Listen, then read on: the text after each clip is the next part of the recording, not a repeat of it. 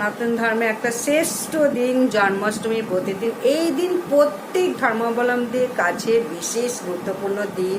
দ্বাপর যুগে ভাদ্র মাসে কৃষ্ণপক্ষে অষ্টমী তিথিতে নৈরী নক্ষত্র যুক্ত হয়েছিল, তখন ভগবান শ্রীকৃষ্ণ আবির্ভূত হয়েছিলেন। সেই জন্য জন্মাষ্টমীর প্রতিদিন পবিত্র একটি দিন, ভুলেও এই তিনটি খাবার এই দিনকে গ্রহণ করতে নেই। এই পর্বে আমি সমস্ত কিছু জানাবো। শাস্ত্রের জন্মাষ্টমী তিথিতে বিশেষ কথা বর্ণনা করা হয়েছে, এই প্রসঙ্গে আমি জানাবো জিনিসটা। প্রত্যেকে এই গুরুত্বপূর্ণ তথ্য জানা দরকার। এই যে আজকে আমার দর্শক এলে সমস্তটা জানাচ্ছি, একটু ধৈর্য ধরে একটু শোনো বা দেখো আগামী কিছুক্ষণ সময়। আর যদি ভালো লাগে ভিডিওটা তাহলে সাবস্ক্রাইব লাইক করে দিয়ে বন্ধু বান্ধব আত্মীয় স্বজনকে অন্তত ভগবান শ্রীকৃষ্ণের নাম কমেন্টে লেখো। জন্মাষ্টমী ব্রত সাধারণ কোনো ব্রত নয়। যে ব্যক্তি ব্রহ্মা বলেছেন যে এই ব্রত যে অবহেলা করবে, পালন করবে না, মরা মানুষ ভক্ষণ করলে, মানুষের শকুনের মাংস, কাকের মাংস, গাধার মাংস ভক্ষণ করলে যে সমান পাপের অধিকারী হতে হয়। নারদজি, ব্রহ্মা নিজে বলেছে নারদজিকে যে স্বয়ং মহাদেব পর্যন্ত এই ব্রত পালন করেছে। প্রত্যেকের কাছে এই ব্রত গুরুত্বপূর্ণ। যে ব্যক্তি এই ব্রত পালন করবে না, তার জন্যে সে কি করবে, মৃত মানুষকে ভক্ষণ করলে যে পাপ হয় সেই পাপের ভাগী হতে হবে। শুধু একটা পাপ নয়, কোনো মৃত মানুষের হাত থেকে যদি খাবার খায়, যে পাপ হয় সেই পাপের অধিকারী হয়। কোনো জ্ঞানী ব্যক্তি জানে যে এই জন্মাষ্টমীর ব্রত পালন করলে কি হয়, ব্রত মাহাত্ম্য সম্বন্ধে সে জানে। তথাপি এই ব্রত যে পালন না করে, ব্রহ্মাজি বলেছে তারা ভয়ানক বিষধর সাপ হয়ে গভীর জঙ্গলে তাদের বাস করতে হয়। যে সমস্ত ব্যক্তি পালন করে তাদের জন্য কি বলা হয়েছে, এই জন্মাষ্টমী ব্রত যারা পালন করবে, স্বয়ং ভগবান ব্রহ্মবর্ত পুরাণে বলেছে যে আমি তাদের কাছে ঋণী হয়ে যাই, তার পূর্বকালে জন্ম অর্জিত যত পাপ সব ভস্মীভূত হয়ে যায়।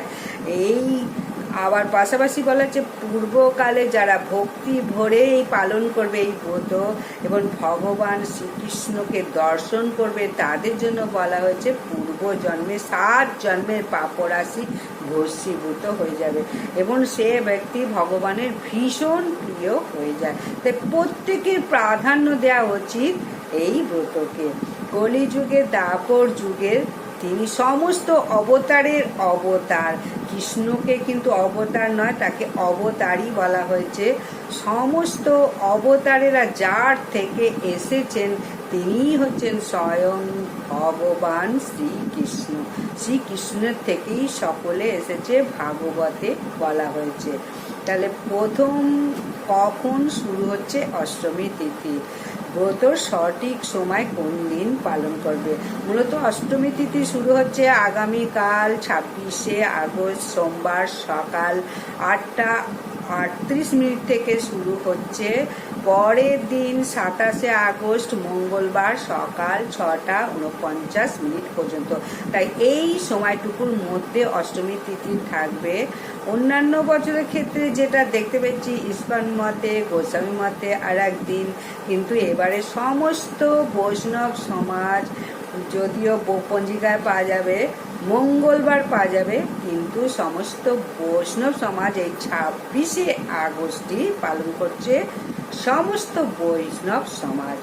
এই যে অনেকেই প্রশ্ন করে যে প্রত্যেকটা জিনিস দু মতে হয়, ইসমত গোস্বামী মতে এবং ইসমত মতে।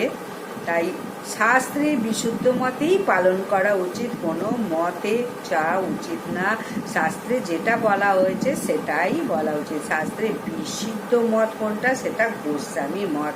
তাই একটা চান্দ্র পঞ্জিকা একটা সূক্ষ্ম গণনা রয়েছে। এই চান্দ্রপণিকঞ্জায় 26শে আগস্ট সোমবার নিজে এই ব্রত পালন করতে হবে।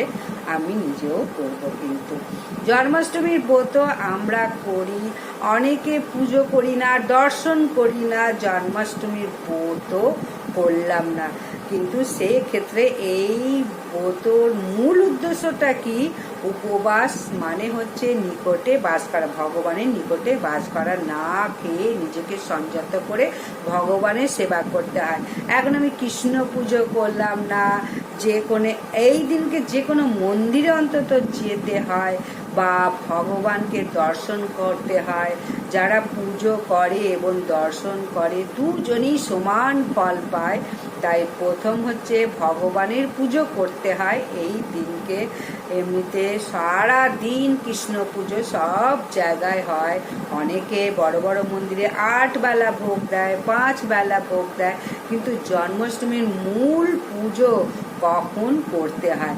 ভগবান শ্রীকৃষ্ণ রাত্রি 12টায় আবির্ভূত হয়েছিল। সারা পৃথিবী যখন যোগনিদ্রায় যোগনিদ্রায় ছিলেন, তখন সেই দেবকীর ঘরে একটা ছেলে সন্তান বা পুত্র সন্তান হয়েছিল। কেউ জানতে পারেনি, কংস জানতে পারেনি। বসুদেব তো ভীষণ ভয় পাচ্ছিল, এই সন্তানকে আমার মেরে ফেলবে। কিন্তু দিব্য জ্ঞান লাভ দিয়েছিল বসুদেবকে। তুমি চিন্তা করো না, শ্রী বিষ্ণু দিব্য জ্ঞান লাভ করেছিল যে তোমার সন্তানের কোনো ক্ষতি হবে না, আমি তার পাশে আছি। তাই শ্রীকৃষ্ণ মধ্যরাতে যেহেতু আবির্ভূত হয়েছিল, তাই শ্রীকৃষ্ণকে অভিষেক করানো হয় বা পুজো করানো হয় রাত্রির 12টার সময়। তাই বাড়িতে অভিষেক করো বা না করো, যে কোনো মন্দিরে যদি জন্মটা দেখো শ্রীকৃষ্ণের, তাহলে কিন্তু বিশেষ ফল লাভ করবে। ব্রত অনেকে করতে পারবে না, অনেক রকম নানান রকম শরীর খারাপ, তারপরে অর্থের দরকার, যাই হোক অন্তত মন্দিরে গিয়ে অন্তত একটু শ্রীকৃষ্ণের জন্মটা দেখো রাত্রির 12টার সময়, তাহলে অনেক ফল লাভ হবে। কিন্তু অনেকের সময় কি করে, লাইভও হয় সোশ্যাল মিডিয়ার মাধ্যমেও, সরাসরি যে অভিষেক অনুষ্ঠান পুজো হবে, এটাও দেখলে একটু হলেও ভগবানের বিশেষ কৃপা লাভ হবে যদি লাইভ অনুষ্ঠানও দেখায়। জন্মাষ্টমীর ব্রত পালন করার নিয়ম কি? আগামীকাল তো কালকে জন্মাষ্টমীর ব্রত, আজকের দিনে অবশ্যই নিরামিষ আহার গ্রহণ করো। সারাদিন মিথ্যা কচা, পরনিন্দা, পরচর্চা, নানান রকম খারাপ কাজ, কুকাজ থেকে বর্জন থাকতে হবে। রাত্রিরে কিন্তু ব্রাশ করে নেবে, কারণ ব্রাশ না করলে পরের দিন যদি দাঁত ব্রাশ করো, যদি রক্ত বের হয় পরের দিনকে, একাদশীর দিন বা ব্রতের দিনে যদি দাঁত থেকে রক্ত বের হয় শরীর থেকে, এতে কিন্তু ব্রতের দোষ লাগে, এতে ব্রত করা যায় না। তাই ব্রত করলে, উপবাস করলে কোনো রকম রক্তপাত হলে কিন্তু অশুভ লক্ষণ। তাই জন্মাষ্টমীর দিন আগে দাঁত ব্রাশ করে নেবে। আর জন্মাষ্টমীর দিন খুব ভোর ব্রহ্মমুহূর্তে উঠে স্নান করে সমস্ত বাসি কাপড় কাচাকুচি করে, তারপরে শুদ্ধ কাপড় পরে, বস্ত্র পরে, সেই কাপড় পরিধান করে ভগবানের পুজো অনুষ্ঠানে বা মন্দিরে অন্তত যাও। তাহলে অনেকের এই দিনকে কাজ অনেক রকম থাকে, কিন্তু যতটা পারবে চেষ্টা করো এই দিনকে সারাদিন ফাঁকা রাখার। মন্দিরে যাও, ভক্তদের সঙ্গে থাকো এবং শ্রীকৃষ্ণের নাম গান, অষ্টতর শতনাম এইসব করো। জন্মলীলা পাঠ এবং শ্রবণ যদি না করো শ্রীকৃষ্ণের, তাহলে কিন্তু জীবনই বিফল হয়ে গেল। ভগবানের লীলা কথা যদি শ্রবণ না করলে কিন্তু ব্রত কথা পুরো অসম্পূর্ণ থেকে গেল। ইউটিউব থেকে যে শুনতে হবে তার কোনো মানে নেই। নিজে পুরুষোত্তম গ্রন্থ, তারপরে গুগলে সার্চ করলেও পাওয়া যাবে আবির্ভাব লীলা জন্মাষ্টমী শ্রীকৃষ্ণের, এটাই শ্রবণ করো। ভগবানের কথা পাঠ এবং শ্রবণ করা খুবই মাহাত্ম্যপূর্ণ। আর এই যে সারা দিন এইভাবে কাটানোর পর অনেকে প্রশ্ন আছে যে না খেয়ে আমি ব্রত করতে পারি না বা কোনো উপোস করতে পারি না, তাহলে কি করবে যারা না খেয়ে ব্রত করতে পারবে না? এই যে একাদশী ব্রত কি করে, ফল মূল খেয়ে করে। কিন্তু জন্মাষ্টমীর দিন বিশেষভাবে পালন করা উচিত। যে ব্যক্তি জন্মাষ্টমীর ব্রত পালন করে শ্রীকৃষ্ণের ভীষণ প্রিয় হবে সেই ব্যক্তি। এই দিন সাধারণ দিন নয়, এই দিনটা নির্জলা করতে পারলে খুবই ভালো। আগের দিন রাত্রিরে খাবার খাবে, পরের দিন ঠিক রাত্রির 12টায় অভিষেকের পর ফলমূল গ্রহণ করতে পারো। সারাদিন নির্জলা করলে অতি উত্তম। আর যদি না পারো অন্তত ফলমূল গ্রহণ করে ওই দিনকে মানে উপবাস থেকে করো, ফলমূল গ্রহণ করে। অনেক বাচ্চারা বলে আমি এই ব্রত তোমার সঙ্গে করব, কিন্তু তাদের মানা করো না। শ্রীকৃষ্ণ কিন্তু ঠিক তাদেরও শক্তি দেবে, কখনো তাদের মানা করো না। তারাও উপবাস করুক, একটা দিন তো কোনো রকম অসুবিধা হবে না। তার এই উপবাস করার পর চরণামৃত খেয়ে তারপরে ফলমূল খাও। অনেকে কি করে ঠাকুরকে ফল মূল তারপরে তালের বড়া লুচি সমস্ত কিছু দেয়, কিন্তু জন্মাষ্টমীর দিন গ্রহণ করবে না। চালের গুঁড়ি টুড়ি থাকতে পারে, তো কোনো কিছু কিন্তু গ্রহণ করো না, সযত্নে রেখে দিয়ে পরের দিন পারণের সময় ওইটা ভগবানের কাছে কৃপা প্রার্থনা করে ওইটা গ্রহণ করো। আর এই দিন অবশ্যই জোগাড় করো 108 জোড়া তুলসী পাতা জোগাড় করো। এবং ভগবান, যে ব্যক্তি প্রতিদিন শ্রীকৃষ্ণকে 3টি করে পাতা দেয়, অর্পণ করে চরণে, সে অনেক কৃপা লাভ করে। আর শ্রীকৃষ্ণের অষ্টতর শতনামটাও পাঠ করো।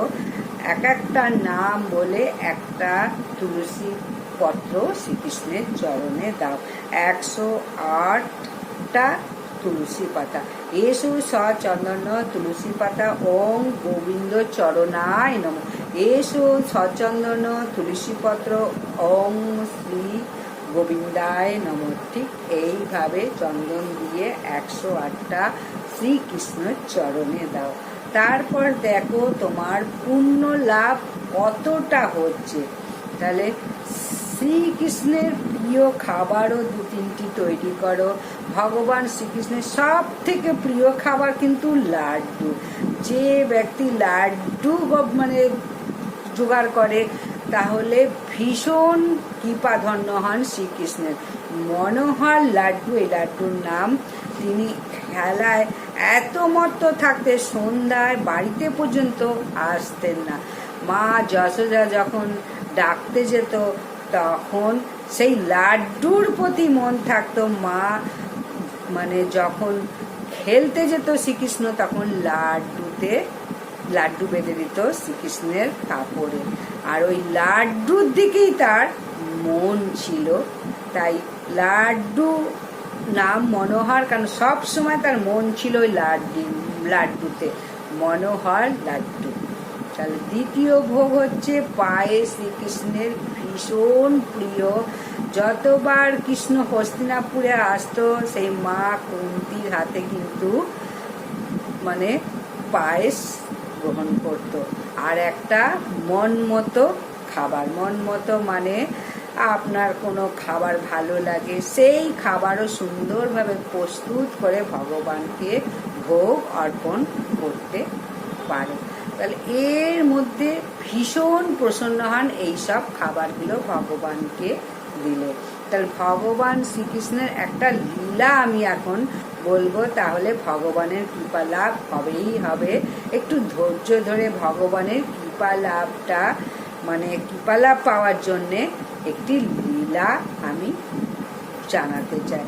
ছোটবেলায় সুদামা নামে কৃষ্ণের একজন বন্ধু ছিল। সুদামা অতিশয় সৎ এবং নির্লভ চরিত্রবান নিষ্ঠাবান ভক্ত ছিল। কৃষ্ণকে অত্যন্ত ভালোবাসত এবং ওই একই গুরুর নিকটে তারা পড়াশোনা করেছে। শ্রীকৃষ্ণ বড় হয়ে দ্বারকার রাজা হলেন। তার তো খ্যাতি চারিদিকে। এদিকে সুদামার অবস্থা খুবই খারাপ হতে থাকলো।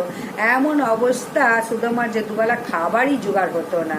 একদিন তার স্ত্রী বলল, প্রভু তুমি তো কৃষ্ণের বন্ধু, তোমার তো বন্ধু দ্বারকার রাজা, তা তার কাছে গেলে কিছু হয়তো সাহায্য পেতে পারো, তাতে অভাবও কিছু বুঝবে। কিন্তু নির্লোভ সুদামা কিছুতেই রাজি হলো না, আমি কি করে এই অবস্থায় ওর কাছে যাই।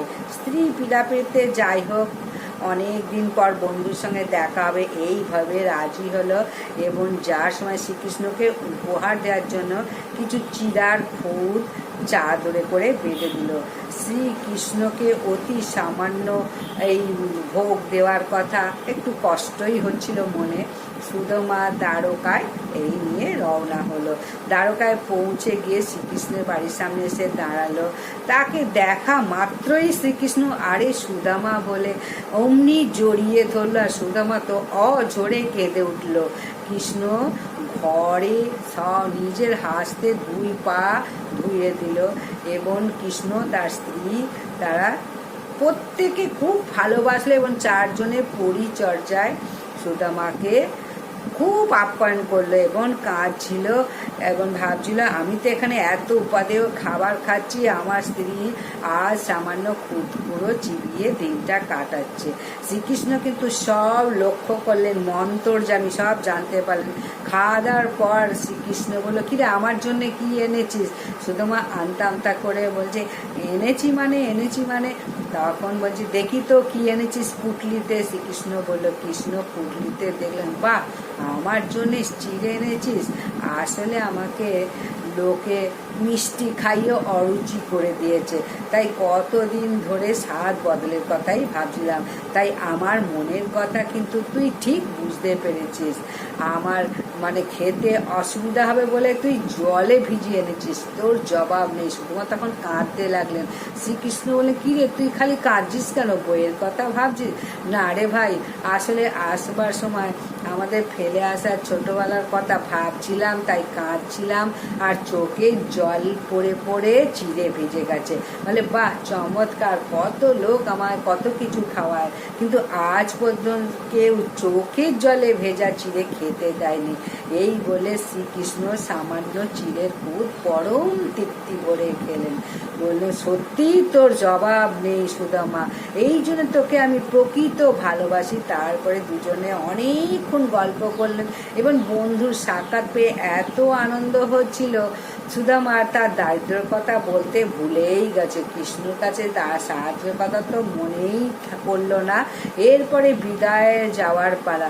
শ্রীকৃষ্ণ বলে, আবার আসবি তো? সুদামা, হ্যাঁ আবার আসবো। তারপরে বাড়ির পথে সুদামা রওনা হলো। বাড়ির কাছে এসে দেখলো এ কি, কোথায় গেল তার কুঠির।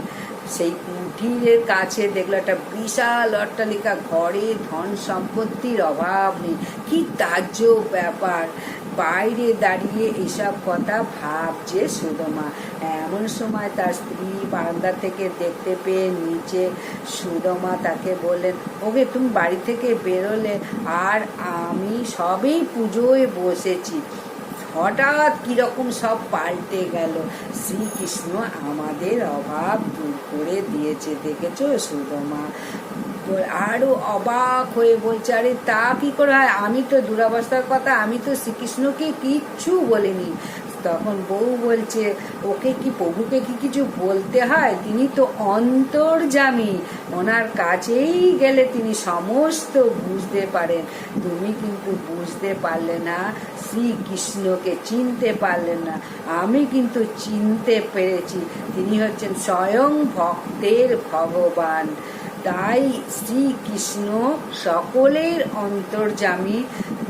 খুঁড়ো দিয়ে পুজো দিলেও কিন্তু ভক্তিভাবটা যদি থাকে তাহলে শ্রীকৃষ্ণ সমস্ত পাপ দূরীভূত করে মনের ইচ্ছা মনের কামনা সমস্ত দিয়ে দেবে। তাই এই দিনটি প্রথম হলো অবশ্যই ব্রত পালন করো শ্রীকৃষ্ণের এবং ভগবান শ্রীকৃষ্ণকে একটু কৃপা লাভের জন্য একটু ভালো ভালো জিনিস শ্রীকৃষ্ণকে তৈরি করো যতটা সম্ভব। আর কোনো রকম আমিষ খাবার এই দিনে খাবে না, চাল থেকে কোনো রকম খাবারও রাত্রি 12টা পর্যন্ত কোনো কিছু গ্রহণ করবে না যদি সম্ভব হয়। আর তা না হলে ফলমূল খাও, ভাত বা মাছ এসব কিছু খাবে না। অনেকে কি ব্রতে করে সাবুদানা খায়, শ্যামা চাল খায়, কিন্তু ভুলেও শ্যামা চাল খাওয়া উচিত নয়। প্রত্যেকে ব্রত করো এবং এই ব্রত মাহাত্ম্য সকলের কাছে পৌঁছে দাও। যে খাবারগুলো খাবে না সেটাও বলে দিলাম। তাহলে এই যে জন্মাষ্টমী মোড়ে খুঁটে রামনবমী কেন বললাম বুঝতে পেরেছ? যে সর্ব হয়ে যেতে পারো, জঙ্গলেও ঘুরতে পারো যদি জন্মাষ্টমী ব্রত না করো। অন্তত ব্রত যদি নাও করতে পারো, শরীর যদি অসুস্থ হয়, মন্দিরে গিয়ে শ্রীকৃষ্ণের জন্মটা অন্তত দেখো, অভিষেক দেখো। আজকের দিনে মানে জন্মাষ্টমীর দিনে শ্রীকৃষ্ণকে ন্যাকেট করিয়ে পুরো সকল দর্শক বৃন্দকে দেখায়। আমাদের এখানে খড়দায় তো শ্যাম সুন্দরের জন্ম হয়, ঠিক একটু 12টা না আগেই হয়, গোস্বামী মতেও হয় যদিও, কিন্তু দারুণ লাগে দেখতে। পুরো কালো পাথরের পুরো বডিটা দেখিয়ে দেয় ন্যাকেট অবস্থা, কোনো রকম শরীরে কিচ্ছু থাকে না, ঠিক রাত্রি 12টার সময়। তাই তোমরাও কিন্তু অবশ্যই জন্মাষ্টমীটা পালন করো। জন্মাষ্টমী মোড়ে খুঁটে রামনবমী এটা অবশ্যই করতে হয়। তাহলে আজকের মতো এখানেই শেষ। অবশ্যই ভালো লাগলে সাবস্ক্রাইব, লাইক, শেয়ার করে দাও। নমস্কার।